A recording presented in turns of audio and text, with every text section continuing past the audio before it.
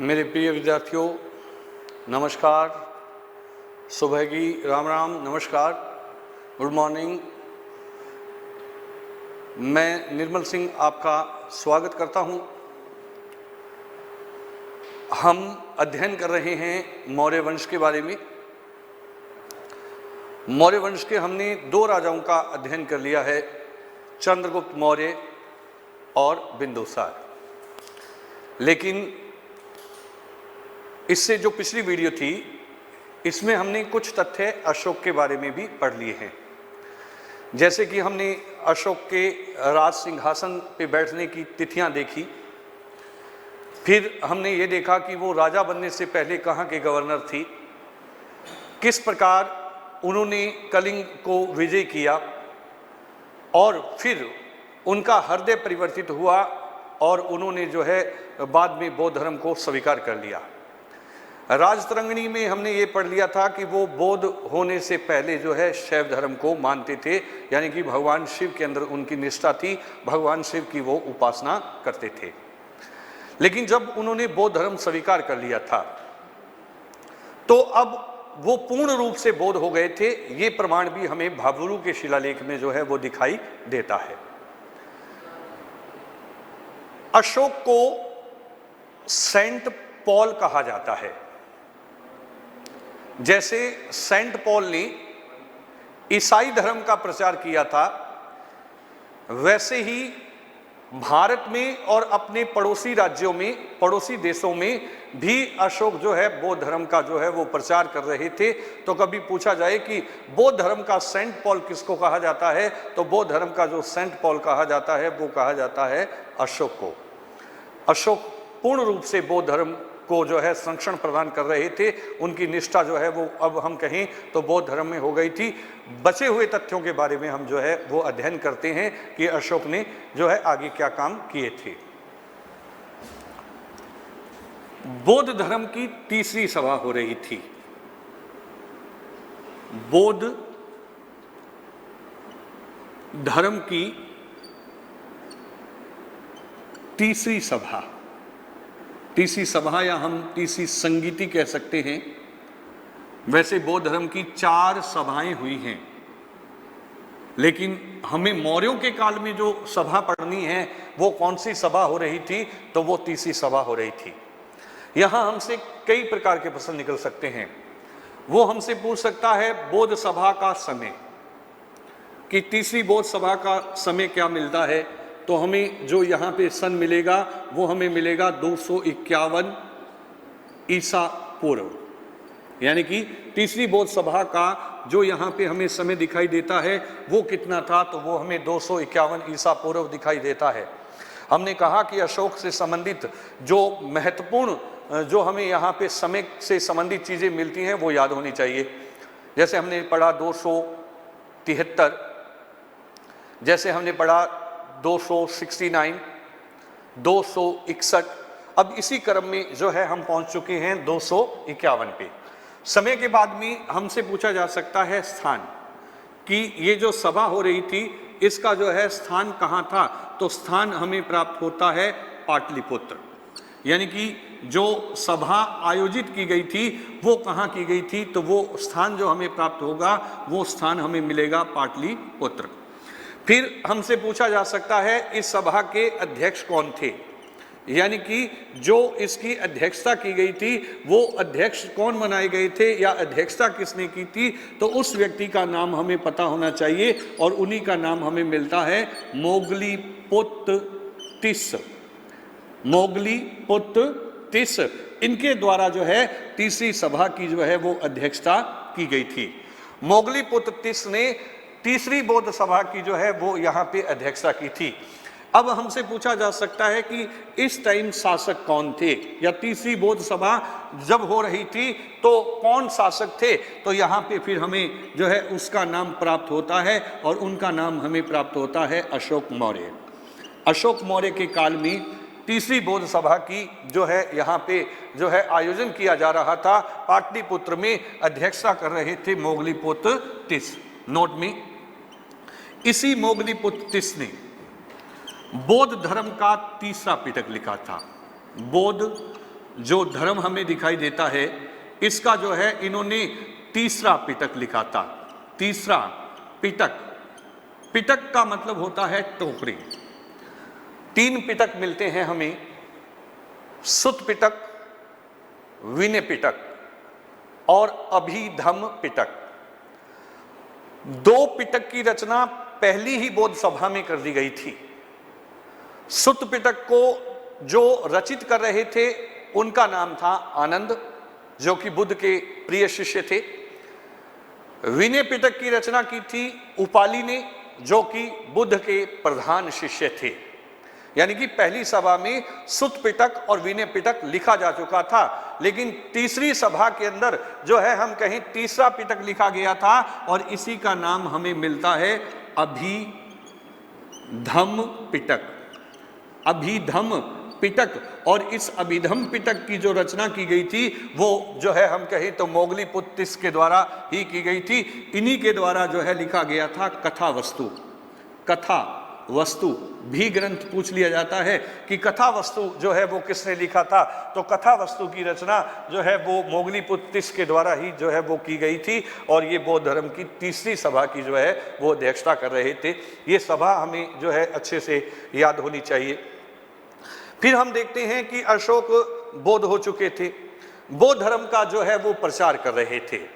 बौद्ध धर्म का जो है वो प्रचार कर रहे थे, तो अगर हम देखते हैं कि उन्होंने क्या क्या किया था बौद्ध धर्म के प्रचार की, अगर जो हम बात करते हैं उन्होंने बौद्ध धर्म का प्रचार करने के लिए क्या क्या किया था, तो बौद्ध धर्म की 2 शाखाएं मिलती हैं।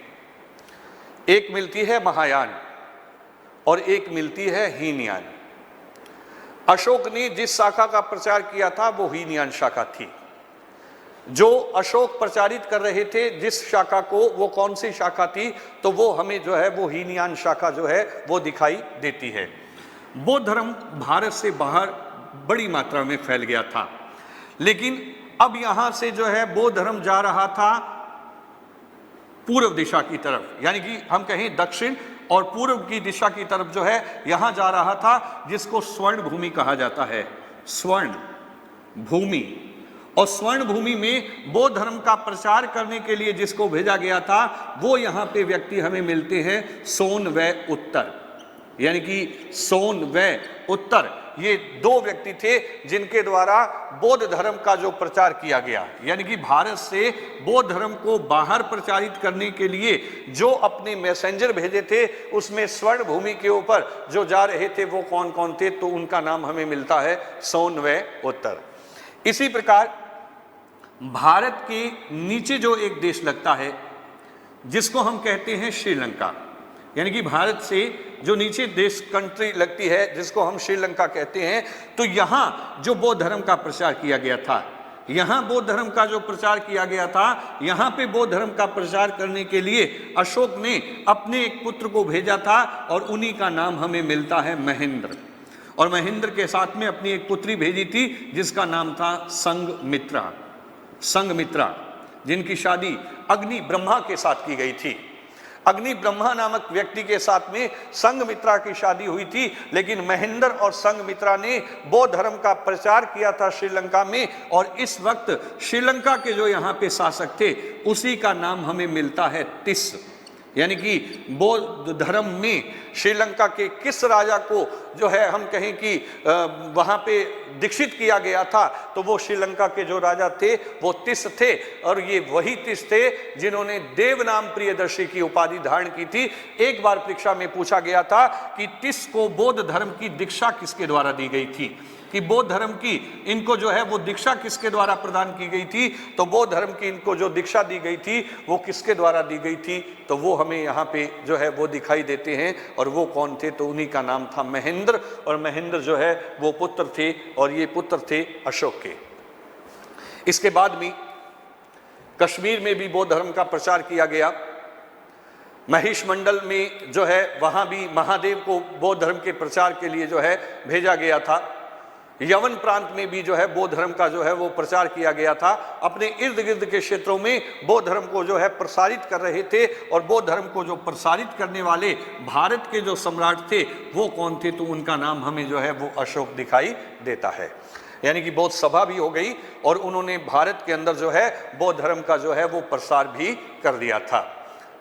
एक स्क्रीनशॉट ले सकते हैं आप।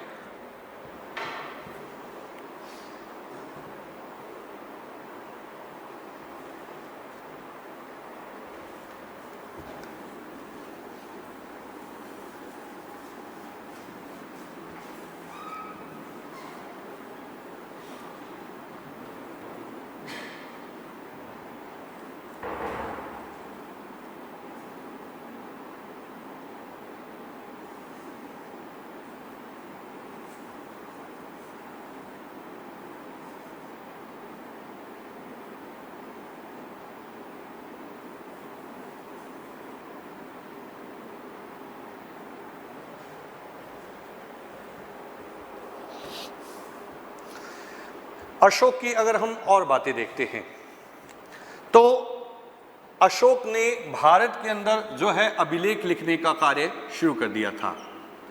अभिलेख, अभिलेख का अर्थ होता है लिखित सामग्री। जो चीजें हमें लिखित अवस्था में प्राप्त होती हैं उनको जो है अभिलेख कहा जाता है। ऐसा नहीं है कि अशोक से पहले अभिलेख नहीं थे। अशोक से पहले हम अभिलेख पढ़ के आए हैं, जैसे कि हमें चंद्रगुप्त मौर्य का महास्थान का अभिलेख मिलता है, सोहगरा का अभिलेख जो है वो हमें दिखाई देता है। लेकिन व्यवस्थित ढंग से, व्यवस्थित प्रकार से अभिलेख लिखने का जो कार्य किया था भारत में, वो जिस भारत के सम्राट के द्वारा किया गया था वो कौन थे, तो उनका नाम जो है वो हमें अशोक मिलता है। यानी कि हम ये कह सकते हैं कि अशोक अपनी राजनीतिक जो आज्ञाएं होती थी उनको अभिलेखों के माध्यम से जो है वो प्रसारित करते थे। तो इनके अभिलेख हमें जो है वो प्राप्त होते हैं। लेकिन जो इन्होंने अभिलेख लिखना शुरू किया था ये कहाँ से सीखा था, तो एक ईरानी शासक थे। एक ईरानी जो है वो हमें शासक मिलते हैं और उन्हीं का नाम हमें मिलता है दारा प्रथम। दारा प्रथम, दारा प्रथम जो है ये भी अभिलेख लिखते थे और इन्हीं से जो है अभिलेख लिखने की कला सीख रहे थे। पूछ लिया जाएगा कि कहाँ से जो है अभिलेख लिखना जो है उन्होंने शुरू जो है सीखा था, तो हम बता सकते हैं कि अभिलेख लिखना अशोक ने जो सीखा था वो कहाँ से सीखा था, तो वो ईरानी शासक थे जिसका नाम हमें जो है वो दारा प्रथम दिखाई देता है। फिर अभिलेखों की अगर हम बात करें, इन अभिलेखों को किस भाषा में लिखा गया, सेकंड ग्रेड के अंदर पूछा गया प्रश्न था कि अशोक के अभिलेख हमें किस भाषा में दिखाई देते हैं। तो अभिलेख अगर हमसे पूछे जाएं कि कौन सी भाषा में जो है वो दिखाई देते हैं, तो वो हमें भाषा जो हमें दिखाई देती है वो कौन सी है, तो उसी का नाम हमें दिखाई देता है प्राकृतक भाषा। प्राकृतक भाषा के अंदर जो है अशोक के अभिलेख हमें दिखाई देते हैं। लिपियां भी हमें दिखाई देती हैं, भाषा अलग है, लिपियां अलग है। विशेष तौर पे 4 लिपियां हमें अशोक के अभिलेखों में दिखाई देती है, ब्राह्मी, खरोष्टी, एरामाइक और यूनानी। यानी कि हम ये कह सकते हैं यूनानी, एरामाइक, खरोष्टी और ब्राह्मी, ये 4 लिपियों में हमें अशोक के जो है वो अभिलेख दिखाई देते हैं। लेकिन भाषा पूछी जाए कौन सी है, तो वो भाषा हमें जो है वो दिखाई देती है कौन सी, तो वो प्राकृतक भाषा जो है वो हमें दिखाई देती है। प्राकृतक भाषा वो भाषा जो ऐसी जन सामान्य की भाषा जिसको लोग बड़ी आसानी से जो है समझ सकते हैं। और मौर्य काल में विशेष तौर पे पाली का प्रचलन था, पाली भाषा का प्रचलन था और यहाँ पे जो है यहाँ के लोग पाली में जो है बातचीत करते थे और उनको जो है समझते थे। अभिलेखों के बारे में अगर हम और बढ़ते हैं, अभिलेखों को जब हम और देखते हैं तो इन अभिलेखों में हमें जो है यहाँ पे 1 नंबर पे दिखाई देते हैं शिलालेख। हमने ऊपर देखा अभिलेख और यहाँ इसका एक भाग हो गया जिसको कहा गया शिलालेख। शिलालेख शब्दों को अगर हम तोड़ें, यानी कि अभिलेख का एक भाग है शिलालेख, और शिलालेख का मतलब जब तोड़ के देखते हैं तो शिला का मतलब पत्थर और लेख का मतलब जो लिखी हुई चीज है या लिखी हुई जो पंक्तियां हैं, जो सामग्री है, वो शिलालेख कहलाते हैं। इन शिलालेखों को हम आगे 2 भागों में बांट देते हैं। इन शिलालेखों को आगे हम जो है 2 भागों में जो है बांट देते हैं। जैसे हम कहें 1 नंबर और यहाँ A नंबर, और यहाँ पे इसको हम रख सकते हैं B नंबर पे। ए नंबर पे जो हमें मिलते हैं उन्हीं को हम कह सकते हैं वहद शिलालेख। वहद शिलालेख, थोड़ा सा डायग्राम को समझने का जो है हम प्रयास करेंगे तो हमें जो है वो दिखाई देगा। वहद, वहद का मतलब होता है बड़ा, जो बड़े बड़े पत्थरों पे लिखे गए, जो बड़ी बड़ी चट्टानों पे लिखे गए, उनको कहा गया वहद शिलालेख। वहद शिलालेख। उसके बाद में बी नंबर पे हम कह सकते हैं और इनको हम लिख सकते हैं लघु शिलालेख। लघु का मतलब छोटा, और यहाँ पे जो ये भाग हो जाएगा इसी को कहा जाता है लघु शिलालेख। लघु शिलालेख, वहद शिलालेख और लघु शिलालेख। और ये वहद शिलालेख जो हमें प्राप्त होते हैं ये हमें जो है 14 स्थानों से मिलते हैं। इनकी संख्या कितनी है, तो इनकी संख्या हमें जो है वो 14 मिलती है, यानी कि 14 इनकी टोटल संख्या है जो हमें यहाँ पे दिखाई देते हैं। इसके बाद में जो है हम दूसरे नंबर पे जाते हैं। दूसरे नंबर पे अगर हम बात करते हैं तो यहाँ पे 2 नंबर पे हमें दिखाई देते हैं स्तंभ लेख। स्तंभ लेख, स्तंभ लेख की अगर हम बात करें तो वैसे ही इसका भी हम जो है 2 भागों में विभाजन कर देंगे। एक स्तंभ लेख जिसको हम 1 नंबर पे या ए नंबर पे रखेंगे, इनको कहा जाता है वहद स्तंभ लेख। वहद स्तंभ लेख। और इसके बाद अगर हम दूसरे नंबर पे जाते हैं तो दूसरे नंबर पे या हम कहें कि बी नंबर पे इसकी जो दूसरी ब्रांच हो जाएगी, इसी को कहा जाता है लघु स्तंभ लेख। लघु स्तंभ लेख, यानी कि इसका ये जो है दूसरा भाग हमें यहाँ पे दिखाई देता है।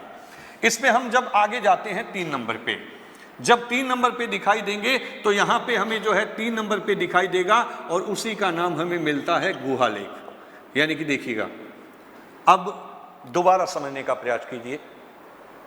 भारत में व्यवस्थित अभिलेख लिखने किस शासक ने शुरू किए थे? अशोक मौर्य ने। अशोक ने अभिलेख लिखने की कला कहां से प्राप्त की थी? ईरानी शासक दारा प्रथम से। अशोक के अभिलेखों की भाषा कौन सी है? प्राकृतक। सेकंड ग्रेड 2016 में यह प्रश्न पूछा गया था कि अभिलेखों की जो भाषा हमें मिलती है वो कौन सी भाषा मिलती है, तो वो हमें प्राकृतक भाषा जो है वो यहाँ पे मिलती है। लिपियां अलग अलग थी, 2010 में पूछा गया था एरामाइक क्या है, तो वहां जो है ऑप्शन में दिया गया था एक लिपि। तो एरामाइक एक जो है वो हमें यहाँ पे लिपि दिखाई देती है, जो है 4 लिपियों का विशेष तौर पे प्रयोग किया जाता था। अभिलेखों को हमने 1 नंबर पे रखा शिलालेख, 2 नंबर पे रखा स्तंभ लेख, 3 नंबर पे रखा गुहा लेख। और इस शिलालेख को हमने 2 भागों में बांट दिया, वहद शिलालेख और लघु शिलालेख। वहद शिलालेखों की संख्या जो हमें प्राप्त होती है वो हमें यहाँ पे प्राप्त होती हैं 14, और ये शासन आज्ञाएं थी। ये क्या थी? तो शासन आज्ञाएं, यानी कि जो अपनी राज आज्ञाएं थी, शासन आज्ञाएं थी, उनको शिलालेखों के माध्यम से प्रसारित किया जाता था अशोक के द्वारा अपनी जनता में। लघु शिलालेख। स्तंभ लेखों की अगर हम बात करें, स्तंभ का मतलब एक खंबा, एक खंबे के ऊपर जो लेख अंकित करवाए जाते थे उनको जो है स्तंभ लेख कहा जाता है। और यहां हम बात करते हैं तो इनको भी हम जो है 2 भागों में बांट सकते हैं, जैसे हमें दिखाई देता है वहद स्तंभ लेख और लघु स्तंभ लेख। वहद स्तंभ लेखों की अगर हम बात करें तो इनकी जो हमें संख्या मिलती है, इनकी जो हमें संख्या मिलती है, ये इनकी संख्या हमें जो है वो 7 मिलती है। जैसे हमने कहा कि वहद शिलालेखों की संख्या हमें मिलती है 14।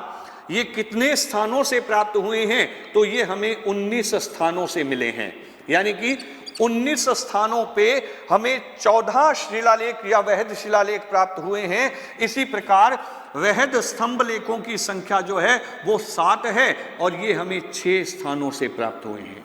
एक एक बात को समझने का प्रयास कीजिए। वहद स्तंभ लेखों की संख्या कितनी है? 7। वहद स्तंभ लेख कितने स्थानों से प्राप्त हुए हैं? तो हम कह सकते हैं कि ये हमें जो है 6 स्थानों से प्राप्त हुए हैं। इन्हीं के अंदर हमें एक जो है वो प्राप्त होता है और इसी में हमें एक मिलता है जिसका नाम है दिल्ली टोपरा। दिल्ली टोपरा का स्तंभ लेख। दिल्ली टोपरा का स्तंभ लेख ऐसा स्तंभ लेख है, नोट हम कह सकते हैं कि इसके ऊपर 7 लेख हैं। दिल्ली टोपरा के स्तंभ लेख पर 7 लेख लिखे हुए हैं। बाकी जितने भी स्तंभ लेख हैं उन पे हमें 6 लेख दिखाई देते हैं। और दिल्ली टोपरा का स्तंभ लेख जो है, जो टोपरा से उठा के दिल्ली में रखवाया गया था और इसको दिल्ली में स्थापित जो करवा रहे थे, उस व्यक्ति का नाम था फिरोज शाह तुगलक। तुगलक वंश के राजा हुए थे जिनका नाम फिरोज शाह तुगलक मिलता है, इसलिए इसको कभी कभी फिरोज शाह का लेख या तुगलक लेख के नाम से भी जाना जाता है। फिरोज शाह की लाट भी कहा जाता है। और दिल्ली टोपरा में हमें जो है 7 लेख मिलते हैं। नोट में एक बात और भी हमें पता होना चाहिए, दिल्ली टोपरा को पहली बार पढ़ा गया था। दिल्ली टोपरा को जो है हम कहें कि पढ़ा गया था, और यहां पे जो है हमें चौहान वंश के राजा, चौहान वंश के राजा जिसका नाम हमें मिलता है विग्रहराज चतुर्थ, विग्रहराज चतुर्थ, जिसको हम बीसल देव भी कहते हैं, इनका लेख भी अशोक के कौन से लेख पे लिखा हुआ है, तो दिल्ली टोपरा पे हमें इसका लेख मिलता है। फिर थोड़ा सा ध्यान रखिएगा क्योंकि समझने वाली बातें हैं। स्तंभ लेख एक भाग हो गया वहद स्तंभ लेख, दूसरा भाग हो गया लघु स्तंभ लेख। वहद स्तंभ लेखों की संख्या कितनी है? 7। कैसे भी प्रश्न पूछे, वहद स्तंभ लेख में जो है कितनी संख्या में प्राप्त होते हैं? 7। कितने स्थानों से प्राप्त हुए? 6 स्थानों से प्राप्त हुए। वहद स्तंभ लेख में 7 लेख कौन से स्तंभ लेख में है? दिल्ली टोपरा में। इसको दिल्ली में स्थापित किसने करवाया था? फिरोज शाह तुगलक के द्वारा। और किस स्तंभ लेख में चौहान वंश के राजा विग्रहराज चतुर्थ या बीसल देव का उल्लेख प्राप्त होता है? तो वो भी हमें पता होना चाहिए, वो भी कौन सा है? तो वो भी जो है दिल्ली टोपरा का अभिलेख हमें जो है वो प्राप्त होता है। इसके बाद में हम देखते हैं गुहा लेख। गुहा शब्द का अर्थ होता है गुफा। गुफा यानी कि गुहा, जो पहाड़ों के अंदर गुफाएं होती थी, उनके अंदर जो अभिलेख लिखवाए जाते थे उनको जो है गुहा लेखों की श्रेणी में जो है वो रखा जाता था। अब हम बात करें 1750 में। 1750 में एक व्यक्ति था जिसका नाम था टिफेन थैलर। टिफेन थैलर, इसने जो है अशोक के अभिलेखों की खोज की थी। बहुत इंपॉर्टेंट है। अशोक के अभिलेखों की खोज कब की गई? 1750 में। किसके द्वारा खोज की गई थी? टिफेन थैलर के द्वारा। लेकिन समय बदल जाएगा और समय हो जाएगा 1837।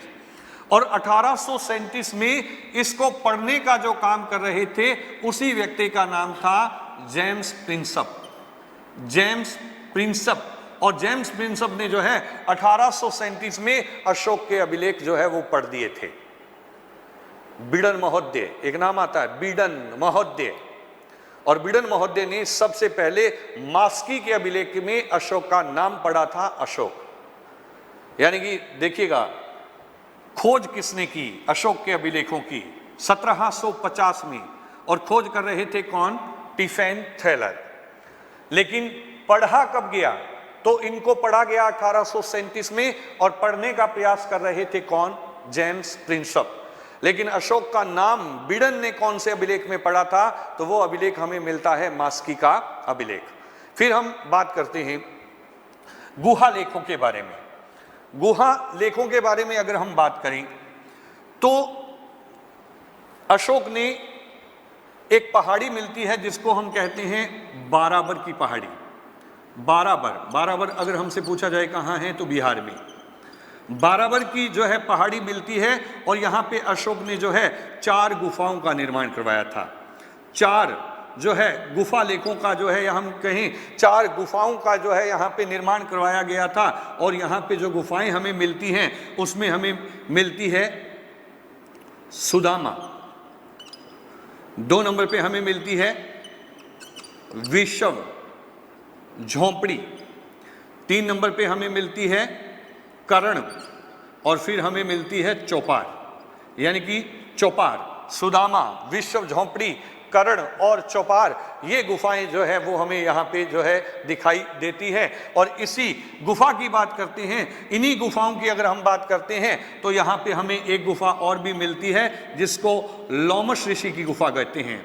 लोमश ऋषि की जो है गुफा कहा जाता है, और लोमश ऋषि की गुफा जो है वो भी हमें कहाँ देती है, दिखाई देती है, तो बाराबर की पहाड़ियों में। प्रश्न कैसे निकल सकता है, अशोक ने किन पहाड़ियों पे गुफाओं का निर्माण करवाया था, तो वो पहाड़ी मिल जाएगी हमें बाराबर की पहाड़ी।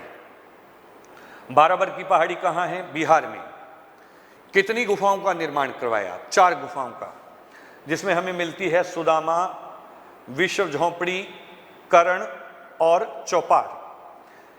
इसी प्रकार हमसे पूछा जाए कि लोमश ऋषि की गुफा कौन सी पहाड़ी पे है, बाराबर की पहाड़ी पे, और नोट में याद होना चाहिए लेख विहीन गुफा है। लोमश ऋषि की गुफा जो है वो लेख विहीन गुफा है और बाराबर की पहाड़ियों में सबसे महत्वपूर्ण गुफा मानी जाती है। लेकिन ये बाराबर की पहाड़ियों पे जितनी भी गुफाएं बनाई गई थी, ये किस संप्रदाय को दान में दी गई थी, तो आजीवक धर्म के लोगों को।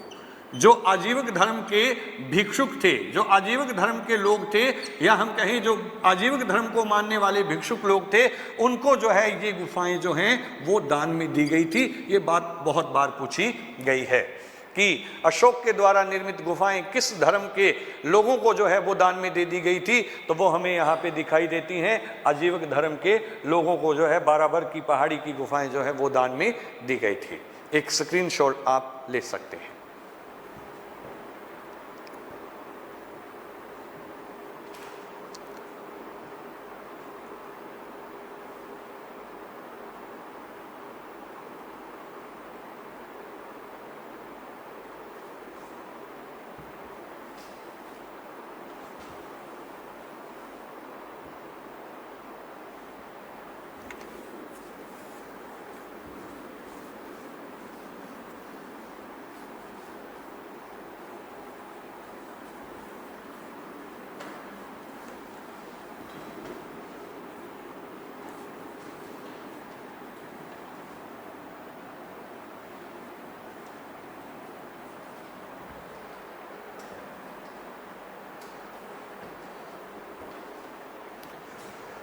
ध्यान रखिएगा,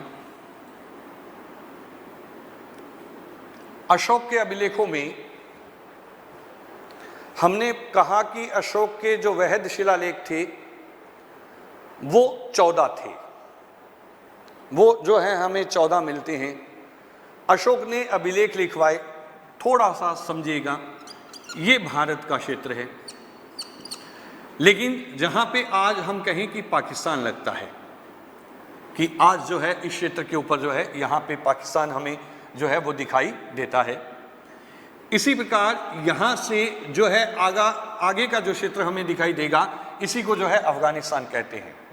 लेकिन मौर्य काल में तो न तो इसको पाकिस्तान कहते थे, ये जो भारत के साथ में जुड़ा हुआ क्षेत्र था इसी को अखंड भारत के नाम से जाना जाता था, यानी कि उसमें कुछ क्षेत्र हमारा अफगानिस्तान से शुरू होता था, क्योंकि हम पढ़ चुके हैं कि हिंदू कुश पर्वत से चंद्रगुप्त मौर्य का साम्राज्य जो है वो शुरू हो जाता था। फिर हम कहें कि अशोक ने जो अभिलेख लिखे थे उनकी लिपि के बारे में समझने का प्रयास कीजिएगा। लिपि के बारे में पूछा जाए कि अशोक ने कितनी लिपियों का प्रयोग किया था, तो अशोक ने 4 प्रकार की लिपियों का प्रयोग किया था। लिपि कितने प्रकार की थी, तो 4 प्रकार की। लेकिन जो उसने यहां आज के भारत में अभिलेख लिखे वो कौन सी लिपि में थे, यानी कि भारत के अंदर जो अभिलेख लिखे गए थे उनकी जो लिपि हमें मिलती है वो कौन सी थी, तो वो हमें लिपि मिलती है ब्राह्मी लिपि। अच्छे से याद होना चाहिए, भारत में जो आज का आधुनिक भारत है इसमें जो अशोक के हमें अभिलेख प्राप्त होते हैं वो ज्यादातर हमें कौन सी लिपि में प्राप्त होते हैं, तो वो हमें ब्राह्मी लिपि से प्राप्त होते हैं। थोड़ा सा याद रखने का प्रयास कीजिए। भारत ब्रह्मा का देश है, ब्रह्मा मतलब जैसे ब्रह्मा विष्णु महेश, और हम कहें कि भारत ब्रह्मा का देश है, तो भारत में जो अशोक के हमें अभिलेख प्राप्त होंगे वो कौन सी लिपि में होंगे, तो वो ब्राह्मी लिपि के अंदर जो है वो हमें प्राप्त होते हैं। आज जहां पे पाकिस्तान है यहां पे हमें जो अभिलेख प्राप्त होते हैं वो किस लिपि में थे, तो वो खरोष्टी लिपि में थे। खरोष्टी लिपि, देखिएगा थोड़ा सा, खरोष्टी को जब हम तोड़ते हैं, खर प्लस ओष्ट या खर प्लस ओष्ट, ऐसी लिपि जिनकी अक्षरों की बनावट गधे के होठों के समान होती है, खर का मतलब गधा होता है, तो ऐसी लिपि जिसके अक्षर की बनावट गधे के होठों के या खर के होठों के समान होती है, उस लिपि को कौन सी लिपि कहेंगे? तो खरोष्टी लिपि। भारत में जो अभिलेख मिले वो मिले ब्राह्मी लिपि में, आधुनिक भारत की बात कर रहे हैं। आधुनिक पाकिस्तान में जो अभिलेख मिले वो कौन सी लिपि में मिले? तो वो हमें मिलते हैं खरोष्टी लिपि के अंदर। और जो आज अफगानिस्तान है, जो आज अफगानिस्तान है, यहां पे जिस लिपि का प्रयोग किया गया था वो लिपि थी एरामाइक लिपि। एरामाइक या अरामाइक लिपि का जो है यहां पे प्रयोग किया गया था। इससे जब हम आगे निकल जाते हैं, जब आगे निकलते हैं तो इससे आगे जो हमें लिपि मिलती है उसी लिपि को कहा जाता है यूनानी लिपि। यानी कि यहाँ पे अशोक के जो अभिलेख हमें दिखाई देते हैं वो कौन सी लिपि में थे? तो वो हमें जो है यूनानी लिपि के अंदर जो है अभिलेख दिखाई देते हैं। देखिए पश्चिम की तरफ से हम शुरू करते हैं। पश्चिम की तरफ से हम शुरू करें तो यहाँ पहली लिपि हमें दिखाई देती है यूनानी। यूनानी के बाद में इसी क्रम में अगर हम बढ़ते हैं भारत की तरफ, यूनानी से निकलते हैं तो यहाँ पे हमें जो लिपि मिलती है उसका नाम मिलता है एरामाइक या एरामाइक लिपि। एक बार प्रश्न पूछा गया था खरोष्टी लिपि की उत्पत्ति किस लिपि से हुई थी? तो एरामाइक से ही बन रही थी कौन सी लिपि? तो हम कह सकते हैं खरोष्टी लिपि। और यही जो आज हम भारत में देखते हैं, मतलब आज भारत में देखें कि अशोक के अभिलेख हमें कौन सी लिपि में मिले थे, तो वो हमें जो है वो ब्राह्मी लिपि के अंदर जो है वो दिखाई देते हैं। इस प्रकार हमें पता होना चाहिए कि लिपियों का जो है अलग अलग प्रयोग जो है वो किया था, और लिपियों का जो प्रयोग कर रहे थे वो कौन थे? तो वो अशोक थे। हमने आज अशोक के कुछ तथ्यों का अध्ययन किया। अशोक एक महान राजा थे, तो इनके शासन से संबंधित हमें बहुत सारी बातें देखने को जो है वो प्राप्त होती हैं। इनसे संबंधित जो है प्रश्न भी पूछे गए थे। जैसे रीट 2016 हुआ था। रीट 2016 में अशोक के जो हमें 14 शिलालेख मिलते हैं उसमें एक पूछा गया था प्रश्न। 2016 की रीट का अगर प्रश्न आप पेपर देखते हैं तो उसमें पूछा गया था अशोक की धार्मिक सहिष्णुता कौन से अभिलेख से प्राप्त होती है? अशोक की धार्मिक सहिष्णुता मतलब सभी धर्मों को वो बराबर समझते थे, सभी धर्मों का सम्मान हमें करना चाहिए, ऐसी नीति थी अशोक की। ये हमें उनके कौन से शिलालेख से प्राप्त होती है? तो उसका उत्तर था 12वां शिलालेख। फिर 2010 में पूछा गया एरामाइक क्या है? तो वहां उसका उत्तर था कि एरामाइक एक लिपि है। 2016 में प्रश्न पूछा गया कि अशोक के अभिलेख हमें कौन सी भाषा में दिखाई देते हैं? तो प्राकृतिक भाषा में दिखाई देते हैं। तो अशोक के बारे में हमें जो है बहुत अच्छे से पढ़ना है। 2 वीडियो में हमने आधा अशोक पढ़ लिया। अशोक का बचा हुआ हिस्सा जो है वो हम अगले वीडियो में पढ़ेंगे, जिसमें जो है हमें उनके पूर्ण तथ्य जो हैं वो प्राप्त हो जाएंगे। मैं निर्मल सिंह आपके साथ जुड़े हुए काफी दिन हो चुके हैं मुझे, और हम प्रयासरत हैं आपके सहयोगी बनने के लिए। सभी विद्यार्थियों के हित को ध्यान में रखते हुए हम लोग आपके साथ साथ जो है आपको बहुत कुछ देने का प्रयास कर रहे हैं। जितना बन पड़ रहा है हम लोगों से कि आपका नुकसान ना हो, आपको कोरोना की महामारी में जो है बहुत सारी अच्छी चीज़ें सीखने को मिले, आपको ये ना लगे कि आपका जो है समय का जो है वो सदुपयोग नहीं हो पाया है। आज के वीडियो में हम आपसे जो प्रश्न करेंगे, 3 प्रश्न जो हमने पिछले वीडियो में हमने पढ़ा है उससे संबंधित, उसको जो है सुनिएगा। पहला प्रश्न, अशोक शासक बनने से पहले किस प्रांत के गवर्नर थे? अशोक शासक बनने से पहले किस प्रांत के गवर्नर थे? दूसरा प्रश्न, अशोक ने कलिंग पर आक्रमण कब किया था? अशोक ने कलिंग पर आक्रमण कब किया था और उस वक्त वहां के शासक कौन थे? तीसरा प्रश्न, अशोक ने बौद्ध होने से पहले शैव धर्म को मानना शुरू किया था या वो शैव धर्म को मानते थे? इस बात का प्रमाण हमें कौन से ग्रंथ से जो है वो प्राप्त होता है? ये 3 प्रश्न आपके सामने हैं। कमेंट के जरिए आप जो है उत्तर देते रहिए। बहुत सारी आपको शुभकामनाएं। लगातार पढ़ते रहिए। कोई समस्या हो तो आप हमसे कह सकते हैं, हम उसका निस्तारण करने का प्रयास करेंगे। हम आपके साथ हैं, आप भी जो है पढ़ते रहिए। इसी के साथ बहुत बहुत शुभकामनाएं। नमस्कार। आज के लिए इतना ही।